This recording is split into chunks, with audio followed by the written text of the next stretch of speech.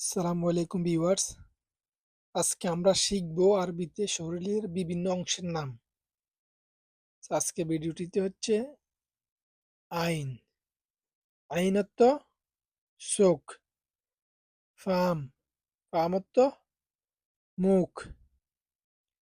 দম, এখানে আপনারা দাম বলবেন না, এটা হচ্ছে দম। দম অর্থ রক্ত। লিসান, লিসান অর্থ জিহ্বা। শাফা, শাফা অর্থ হচ্ছে ঠোঁট অথবা শাফাতুন, এর অর্থ হচ্ছে ঠোঁট। আসনান, আসনান অর্থ হচ্ছে দাঁত।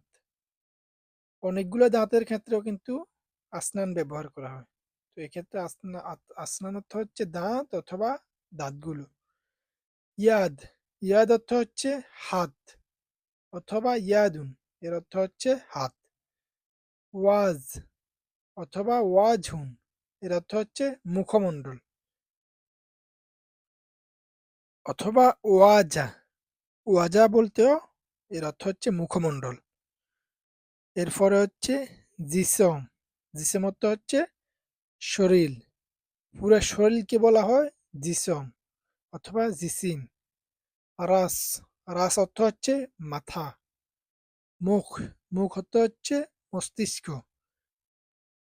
শাআর, শাআর অর্থ হচ্ছে চুল। এখানে দেখেন শাহ আর, এটা হচ্ছে আইনের উচ্চারণ। শাআর অর্থ হচ্ছে চুল, আর একটা হচ্ছে সাহার, সাহার অর্থ হচ্ছে মাস। জাবিন অথবা জাবহা, এর অর্থ হচ্ছে কপাল। আনফ, আনফ অর্থ হচ্ছে নাক। ওজন, ওজন অর্থ হচ্ছে কান।